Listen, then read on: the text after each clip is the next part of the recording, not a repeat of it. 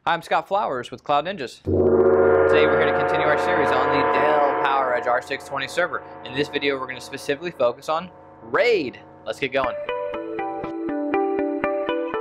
Well, hey, thanks for stopping by today to learn a little bit more about the Dell PowerEdge R620 Server. Do us a favor if you find anything in this video useful, click that like and smash that subscribe. All right, well, let's get rolling. This video is going to be specifically focused on RAID. So what we're going to do first is go over all the different options and compare them as far as the different RAID levels you can get, if they have cache and how much cache they do have, what PCIe version it is, all that good stuff, and we'll put up a little graph as we do it. Then we're going to show you how to actually install your RAID controller, and then when we're done, we're going to show you how to configure your RAID and do RAID 5. So we're going to do a whole bunch in this video. So let's just go ahead and hop in. So the different types of RAID that you can have are the H310, the H710, the H710P, and all of those are mini monos. And we're going to show you a picture of them here in a second, as well as you can install the H810, which is a PCIe. So we'll go ahead and show you the different versions, and we're going to put up a chart and show you all the differences between them. Alright, so let's go over all the different RAID options. So displayed here are the 4 different hardware options, but we're going to start at the bottom and work our way to the top. So first option is the S110, which is not featured, of course, because it is an onboard software. The RAID levels for it are 0, 1, 5, and 10. There's no cache, of course, since it is a software RAID. It is 3 gigabit per second for SATA and 6 gigabit per second for SAS, and it is a PCIe 2.0 for the generation. Okay, so moving on to the next step up is the first hardware RAID, which is the H310, which is great for storage. The H310 is a mini mono, as are the next 2 options as well that we'll discuss.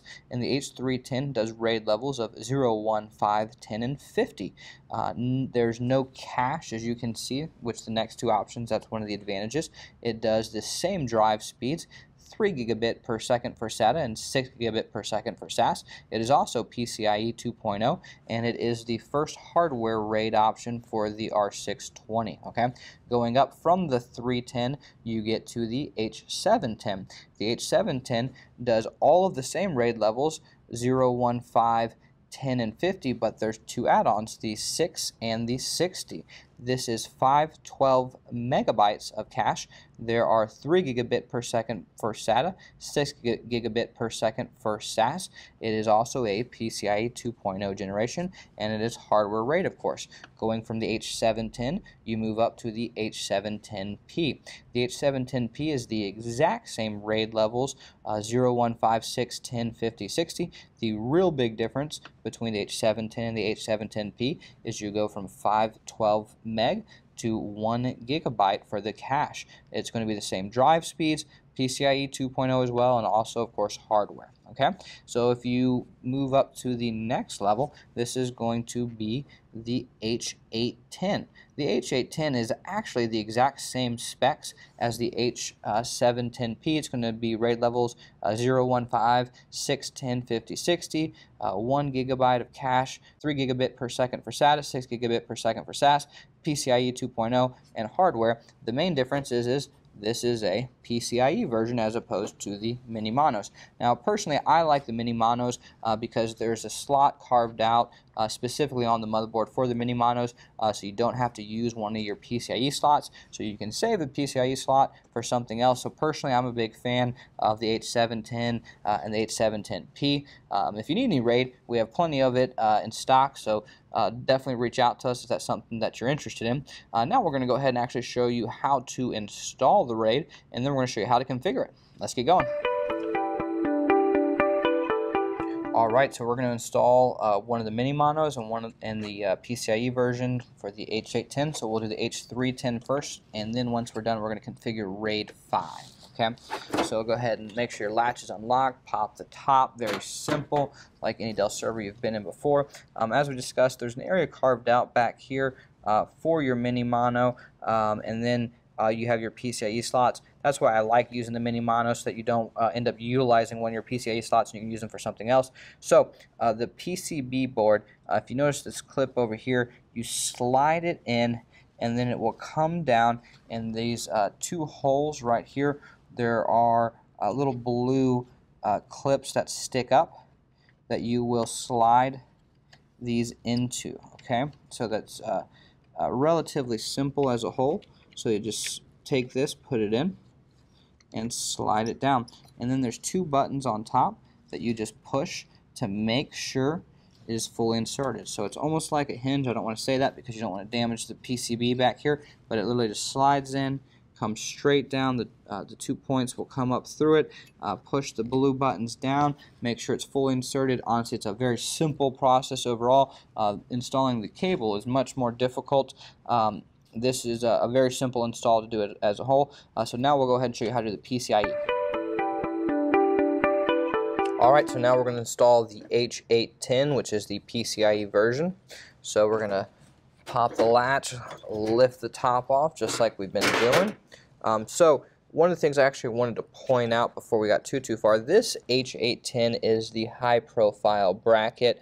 Most of the 620s, you're going to want the low profile bracket because only the 4-bay, and we kind of go over this in a different chassis video if you want to watch that, but only the 4-bay has an option for the high profile bracket. So just make sure that you have the low profile bracket if you are wanting to install the H810, because that'll be the heart of probably 95% of the R620s out in the market, because most of them are going to be low profile. So I wanted to point that out. Ours just happen to be high profile, so that's what we're going to install. So okay, so we're going to need to install that over here onto Riser 3, which is the high profile one. So we need to take this blue clip, we're going to lift it up, and we're going to remove the bracket that is currently in there. So you just slide it this way and lift it up, okay? And I recommend hanging on to these. These always seem to come into use later. All right, so now we're going to actually install the card. So it's relatively simple as a whole. You just want to line the leads up with Riser 3, and you want to make sure that you get the tip of the card in the little notch over here that's opened up. Outside that, it's really simple. So we're just going to go ahead and slide this in here and get everything lined up. Okay, so we got the tip in back here and everything is lined up properly here. So we're just going to push this in now. So when you push it in, you do need to make sure that the leads are fully inserted. Right now it's kind of sliding because I'm on a table as opposed to in a rack, but you can see the leads right there went fully inserted, it's flush, and then right here the bracket is completely flush as well. Okay, so this is properly in. I'm going to double check, make sure the riser is still flush, everything's good. So then we're going to take this blue clip and we're going to push this back down, which is just going to lock the bracket into place. And it was just that easy. So we'll put the top back on and call it a day. Hey guys, this has been with Cloud Ninjas, and today I'm going to be showing you how to set up RAID 5 on your server. So specifically today we are going to be setting up RAID 5. RAID 5 is going to require a minimum of 3 drives, but you're not limited to 3 drives. If you want to use more than 3 drives, you're more than welcome to. For this video specifically, we're going to go ahead and use 3 drives. The other thing I want to bring up is that it is recommended that your drives be the same capacity. This isn't required, but having different capacities can result in space that you're unable to use. So the first thing we want to do is boot up our server. And during post, you want to wait for a message to pop up on the screen. You see right here where it says Control R. We want to press Control R, and this will bring us to the disk management utility. So once we're in here, you can see that it shows our RAID controller, the PERC H310 Mini. And it says that no configuration is present. So we want to go ahead and create a RAID configuration. So the first thing we want to do is we want to scroll up and select that H310 Mini. And you want to press F2 on it. And that'll bring up this menu right here. You want to scroll to the bottom of that menu and click Convert to RAID Capable. On here, it'll show our 3 drives that we have installed. So we want to go ahead and select those 3 drives.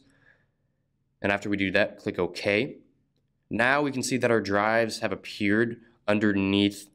We want to go ahead and scroll up to where it says no configuration present and press F2 again.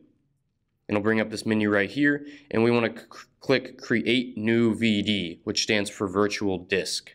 Once we do that, we'll be faced with this menu right here where we can select the RAID level. So we're going to do RAID 5. And then here we want to select all 3 of our drives. Like I said, if we don't have a minimum of 3 drives, RAID 5 will not work. And we can give this a name, so I'm just going to do something simple like RAID 5 array, but this can be whatever you want it to be. And then after we do that, we can go ahead and click on OK. And then we want to click OK again. And now what we want to do is that we want to initialize our RAID 5 array. So we press F2 on our array. We'll bring up this menu right here. We want to click on initialization and then fast init. And then we just want to select yes. Do note that this will destroy the data that's on those disks, so make sure that the disk you're using does not have any valuable data on it, or if it does have data, just make sure that's data you don't mind losing. Anyways, that's how you set up a RAID 5 array onto your server. As you can see, it's not too bad. It's fairly simple, and if you just follow the steps that I showed you in this video, you'll have no problem doing it. And these steps apply to other RAID levels. As you saw earlier, you could see that you could select RAID 0 and RAID 1. These are going to have different disk requirements, so if you are interested in setting up a different RAID level, I do recommend that you do research the benefits to the RAID level that you are interested in possibly using, and also the best use cases for those RAID levels. If you found anything in this video useful today, go ahead and click that like and smash the subscribe. If you have any questions, feel free to leave them down below. And if you're interested in purchasing a custom-built server, we have plenty of servers in stock, so go ahead and email us at sales@cloudninjas.com. That's sales@cloudninjas.com. Thank you for stopping by.